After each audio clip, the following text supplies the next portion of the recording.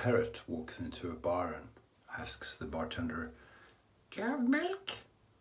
The bartender says, "No, sorry, we don't have milk."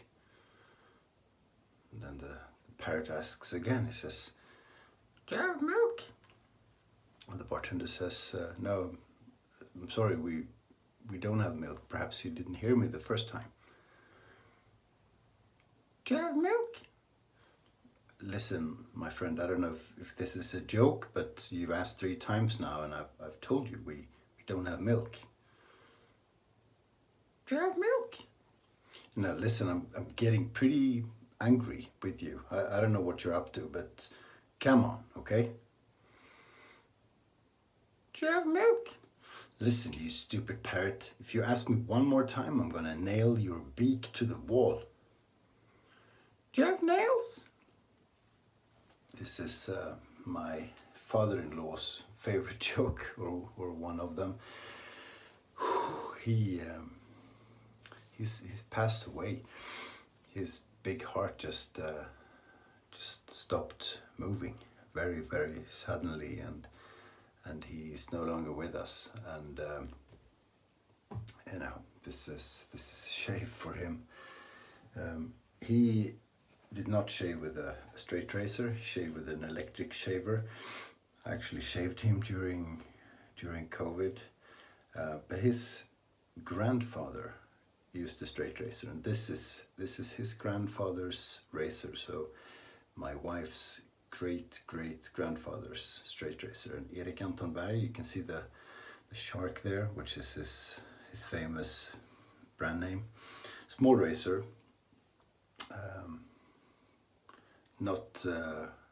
Not what I usually use, but we're going to use it today with the back. And boar brush from Grey Dog.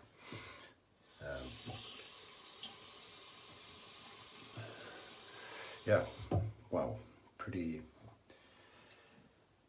big shock. And what can you say? I don't know. He did have another. He liked to tell stories, and he liked to tell jokes. And I don't want to be disrespectful by telling jokes, and I think I'm doing the opposite by telling his jokes. And we'll all try and remember him with a positive view and all that sort of thing. Although we're obviously very sad. Last time I shaved was 2 or 3 days ago, and I managed to cut a hole in my chin. I'll try not to open that up. Another story he had was shaving related. He'd say, "Yeah, I went to this fair, of young inventors. There was this guy who'd invented a machine for shaving, but not the ordinary you hold yourself. This was a box, and you put your head inside it, and he would shave you." And I was looking at that thing as he was explaining it to people. I thought, there's something weird here, so I better ask him. So I walked up and asked him. I said, I understand the concept. You put your face in, and there are all these knives, and it shaves your face. But how does that work? Because all people have different shapes of the face. Then the guy said, "Yeah, to start with."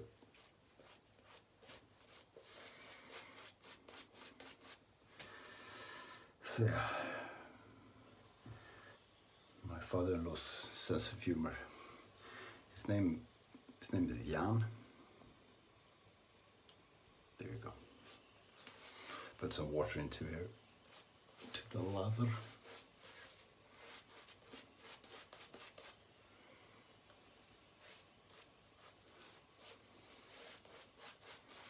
So yeah, he had a big heart, and he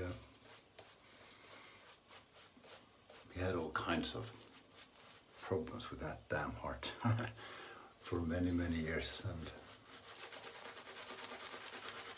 I guess every heart has a number of beats that it can produce,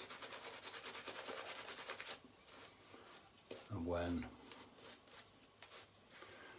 it's gone, it's gone. Just gonna add a little bit more water. Tobacco is a thirsty soap.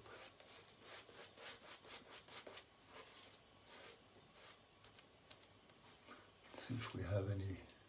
Yeah, bit of peaks.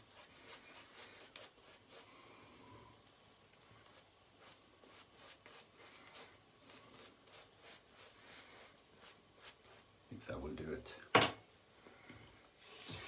So my father-in-law was a salesman, one of the old school salesmen, which you can still find today. You know, he's the kind of guy who could sell anything to anyone, if you know what I mean. After a while, he wasn't a very quiet man. So, you know, he's the kind of guy that if you go to a restaurant, doesn't matter which country you're in, the end of or you know, if he speaks the local language, at the end of the evening he'd be in the kitchen talking to the staff. I think we did okay there. So he'd made friends with pretty much anyone.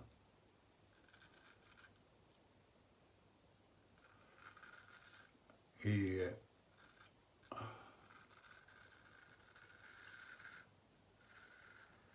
sold different things throughout his life, but most of the time he sold, I think you call it white goods, so refrigerators and what do you say, freezers and stoves and that sort of thing.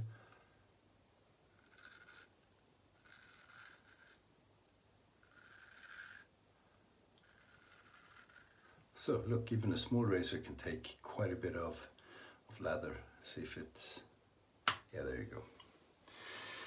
So yeah, he would knock on doors, because that's what you did in those days. After a while there were stores, and he managed a region of stores as well. But in the beginning it's just, you knock on the door of people, and people would not have a fridge or a freezer or a mixer for making dough or whatever he sold. So he would start off with explaining what they were. So he knew his way around these kind of products. You could always call him if you had a problem. And I would drive around with him in the areas where he was responsible for sales, and he'd sold stuff to every single house. That's Lady Hansson, and she bought that and that. So he knew the communities so well.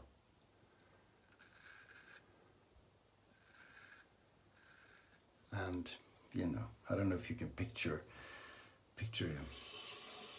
Big guy, always a smile on his face.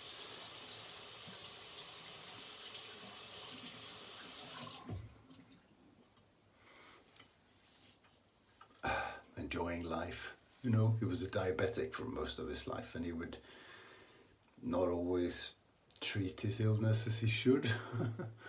he would go, when my wife would say, or his wife would say, well, what do you do? There's sugar in that. Oh, really? Damn, I didn't. Sugar? Really? in a chocolate chip cookie? Who would have thought?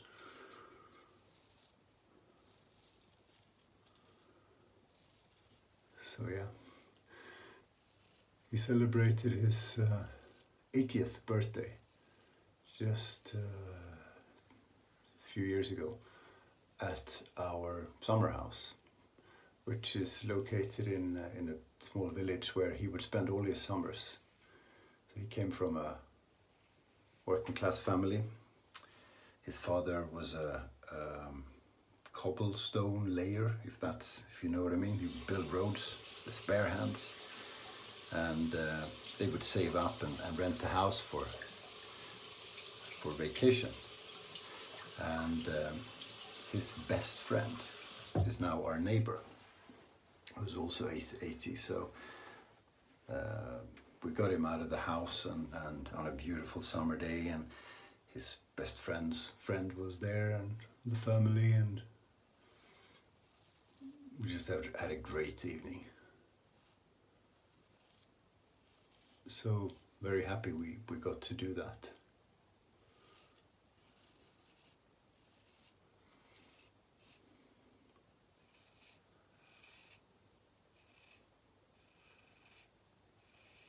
I'm gonna do one pass shave today. That feels old school, doesn't it? I imagine that's what you did in the old days. You wouldn't prance around and do 2 or 3 pass shaves. Just see where we're at, see if we do any pickups, a bit of pickup here.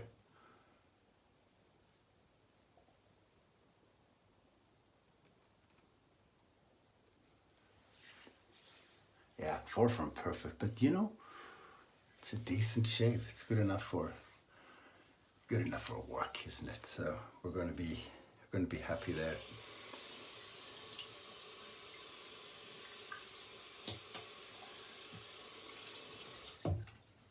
That will do.